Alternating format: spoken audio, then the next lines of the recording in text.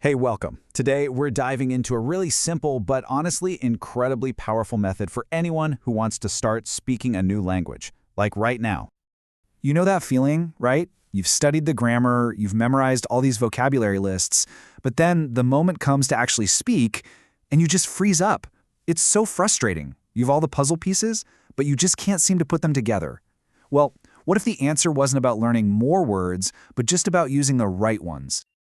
And that's where this idea of a toolkit comes in, specifically a toolkit of 50 powerful, high-frequency sentences. And we're not talking about some random phrases you'll never use. Nope. These are the absolute foundational building blocks for getting through a whole day in English, from the second you open your eyes. So let's actually do it. Let's walk through a day using this toolkit. And of course, every day starts in the morning. Think about it. Before you can have some big, complex debate, you just need to be able to talk about what's happening right in front of you. That's why we start with your personal routine. It's practical, it's relevant, and you can use it immediately.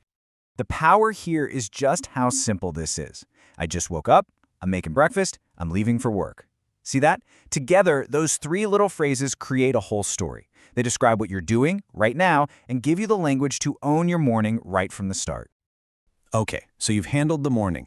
Now let's see how this toolkit expands into the main part of your day, when you're out there interacting with the world, at work and just in your day-to-day life. So picture this. It's a super common situation. You're at work, in a meeting, people are throwing ideas around, and then somebody turns to you. For a language learner, that moment can be so stressful. But with the right tools in your pocket, it actually becomes an opportunity. Just think of these phrases as keys. They unlock specific moments. A colleague says something, and you say, "That's a good idea." Boom, you're engaged. Someone asks you for something you don't know, "Let me check." That buys you time and shows you're on top of it. "Let's start," shows you've got initiative. They're simple, yeah? But they are so incredibly functional.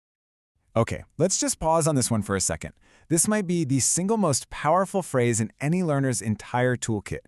And you have to remember, saying "I don't understand" is not a sign that you're failing. It's a tool for success. It shows you're paying attention, and it gives you the power to guide the conversation so you can actually learn. And this exact same idea applies when you're not at work. I mean, whether you're on your way somewhere, asking for help, ordering a coffee, or just making plans with a friend, having these ready-to-go phrases like "I'm on my way" or "I'd like a coffee, please" just removes so much of the stress from daily life. But look, life isn't just about finishing tasks and buying things. The real reason we learn a language is for connection. And that's where this toolkit really begins to shine. We tend to dismiss small talk, right? But it's not small at all. It's kind of the social glue that holds everything together. It's how we show people we're interested, how we build a little rapport, and how we open the door to maybe a deeper, more real conversation. These phrases are the perfect example. "Nice to meet you" is just a classic, universal welcome.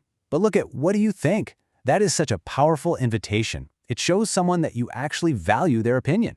These aren't just polite noises, they're active tools for building bridges to other people. So what happens when that conversation goes a little deeper?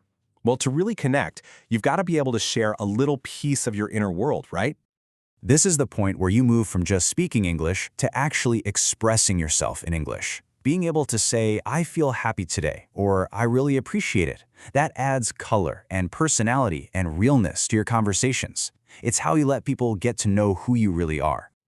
Okay, so we've seen what these 50 phrases are all about.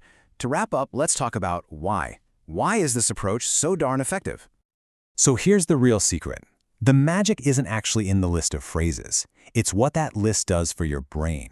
See, instead of getting totally overwhelmed with complicated grammar, you're building what I like to call conversational muscle memory. Every single time you use one of these phrases and it works, you get this little hit of positive reinforcement. It proves to you that yes, you can communicate, and that just lowers the anxiety of speaking. It's a really simple but powerful loop. First, you master a small, totally manageable set of tools. Second, you go out and use those tools, and you succeed, which builds up your confidence.